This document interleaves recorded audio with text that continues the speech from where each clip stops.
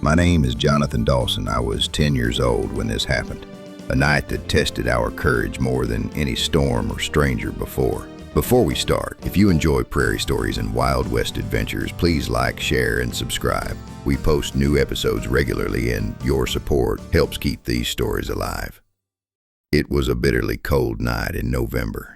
The wind howled against the walls of the house and frost began to form along the windows.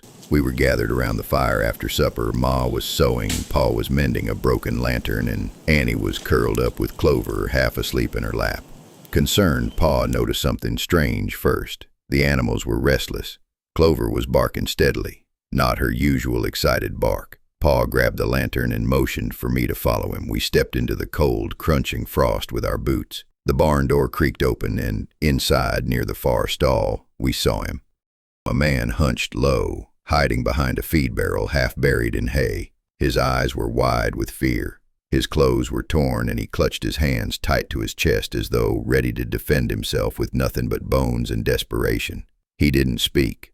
He just stared at us like a cornered animal, sympathetic. He was trembling and barely able to stand, so thin that I could see the outline of his ribs beneath his shirt. Concerned whisper, "I think he's starving."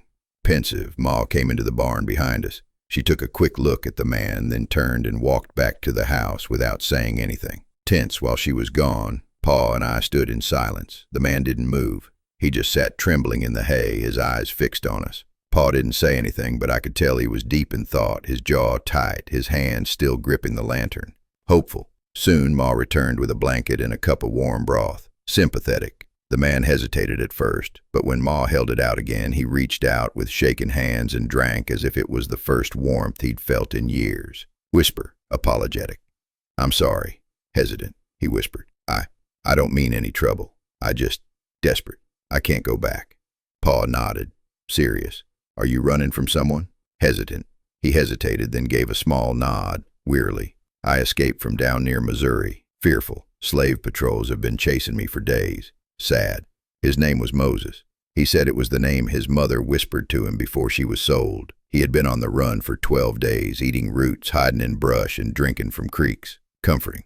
That night we let him stay in the barn, hidden behind the feed. Ma wrapped him in quilts, and Pa made sure the stall door could lock from the inside. I didn't sleep much that night. I kept thinking about what would happen if someone found out. There were men in town who'd turn in a runaway for a sack of flour, and bounty hunters who wouldn't hesitate to hurt anyone who helped.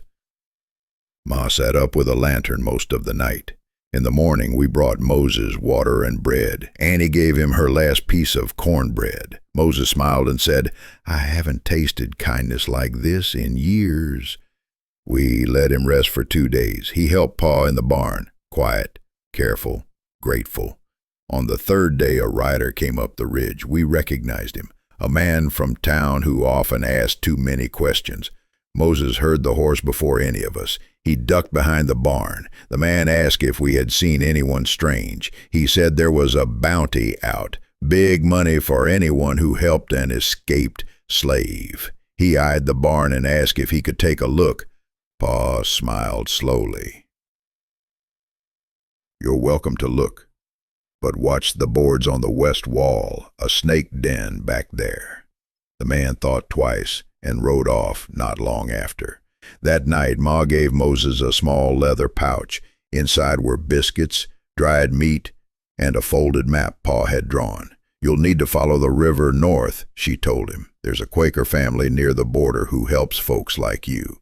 Moses didn't say much. He just looked at us as if trying to memorize our faces. Before he left, he knelt down and hugged Annie. Then he looked at Pa. "I'll never forget what you all did."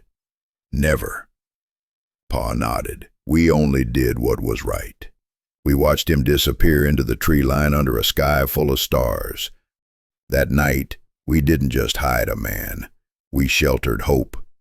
We chose what kind of people we wanted to be, and I'd do it again.